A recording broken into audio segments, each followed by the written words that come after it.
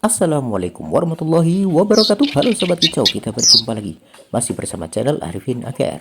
Pada kesempatan kali ini kita akan membahas bagaimana cara merawat burung kerbas alis hitam atau kerbas sincan agar rajin bunyi. Nah, ini adalah burung kerak basi alis hitam atau sincan ya teman-teman. Burung ini banyak dipelihara karena selain untuk pelanggan, burung ini juga bisa dimanfaatkan sebagai burung masteran. Nah, burung ini sebagai alternatif burung sikatan londo yang harganya masih mahal ya teman-teman. Nah, jadi ini bisa dijadikan pilihan untuk merawat burung sincan ini. Lalu pola rawatannya seperti apa agar burung sincan yang dari bahan atau ombyokan ini cepat gacor dan rajin bunyi. Nah, yang pertama teman-teman pastikan memelihara burung sincan yang berjenis kelamin jantan.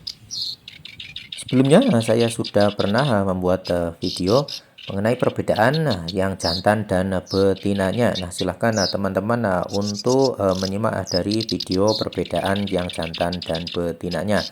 Nah, setelah kita memilih yang jantan, usahakan kita memilih yang muda ya teman-teman. Nah, muda dipilih karena lebih mudah untuk dijinakkan nanti ke depannya.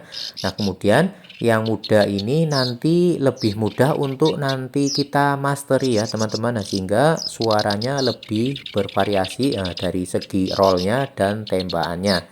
Nah, selanjutnya untuk pola rawatan dan pemberian makannya seperti apa? Untuk makanan, biasanya untuk burung pemakan serangga seperti sincan ini lebih sering diberikan ulat kandang ya teman-teman. Nah, baiknya ulat kandangnya kita berikan pur dan vitamin teman-teman. Nah, vitamin ini tujuannya agar gizi dari ulat kandang ini semakin lengkap ya teman-teman. Nah, silakan cari vitamin yang termudah yang bentuknya serbuk agar dicampurkan dengan ulat kandang ini mudah ini teman-teman. Nah, tidak ribet ya teman-teman. Nah, seperti ini dan dicampurkan pur. Nah, ini terutama untuk burung yang belum memakan pur sekaligus juga untuk melatih agar memakan pur ke depannya.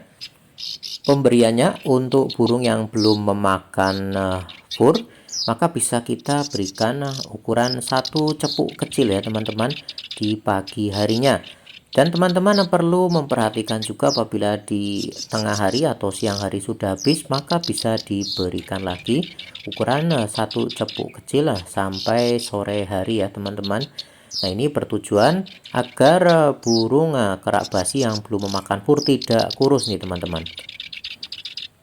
Biasanya juga untuk burung kerbas yang bermental bagus, walaupun burungnya belum memakan pur dalam rawatan hitungan hari 2-3 hari, dengan pemberian hanya ulat kandang juga cepat rajin bunyi nih teman-teman. Ada beberapa burung yang seperti itu, makanya untuk pemberian ulat kandang kita campurkan vitamin juga ya teman-teman agar burung semakin rajin berbunyi, burungnya sehat juga ya teman-teman. Nah, dengan berjalannya waktu tinggal nanti kita melatih agar burung kerbas ini mau memakan pur.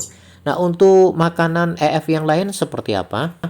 Kita juga bisa memberikan kroto bersih yang fresh dan segar agar burung sincan ini lahap dalam memakannya ya teman-teman. Nah, kurang lebih seukuran satu cepuk kecil nih teman-teman.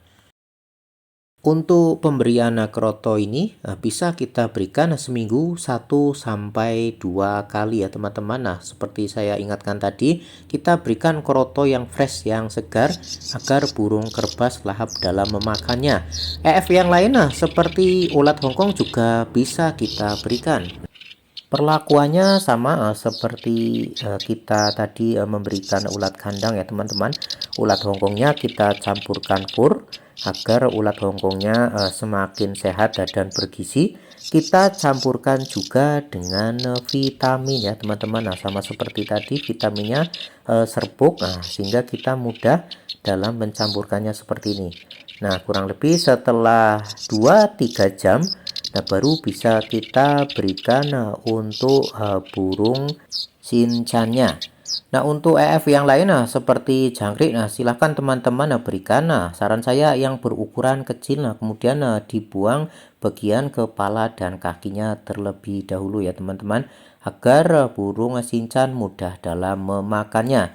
Dan jangan lupa pula untuk selalu mengganti cepuk minumnya dengan air yang baru yang bersih, dan usahakan bila ada menggunakan air putih yang matang ya teman-teman, agar burung ini tidak cacingan dan tidak terkena penyakit.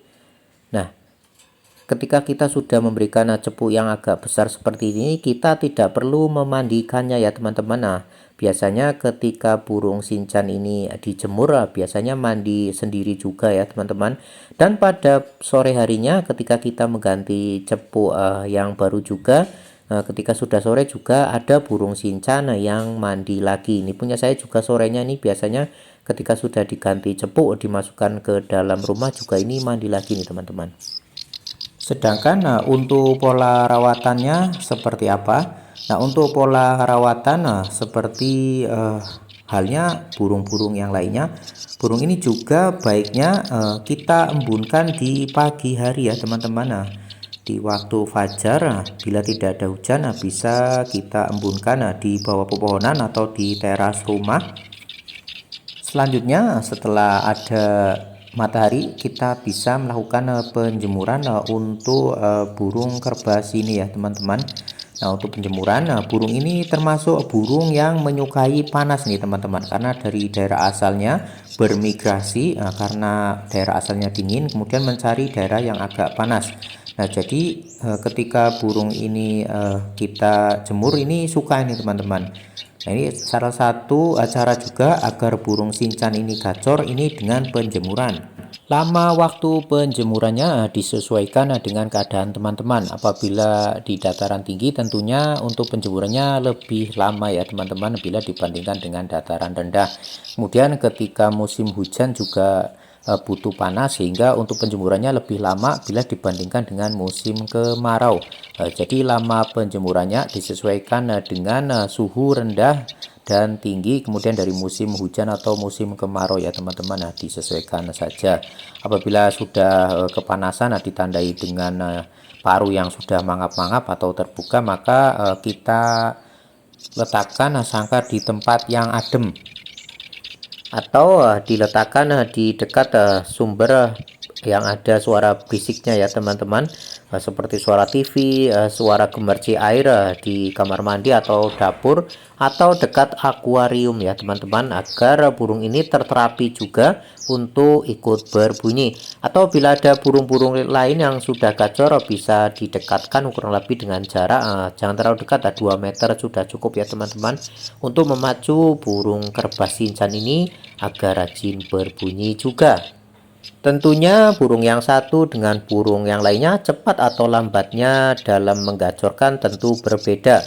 Nah, ini berhubungan dengan umur dari burung ini, kemudian dari kondisi, apakah kondisinya setelah mabung, mau mabung, atau masih stres sehingga mentalnya belum stabil ya teman-teman. Nah, tetap lakukan pola rawatan yang telaten, konsisten, dan sabar agar nanti hasilnya bisa maksimal. Baiklah, sekian video kali ini. Semoga video ini bermanfaat untuk kita semua. Mohon maaf apabila ada kesalahan dan kekurangan. Insya Allah kita berjumpa di video yang lainnya. Assalamualaikum warahmatullahi wabarakatuh.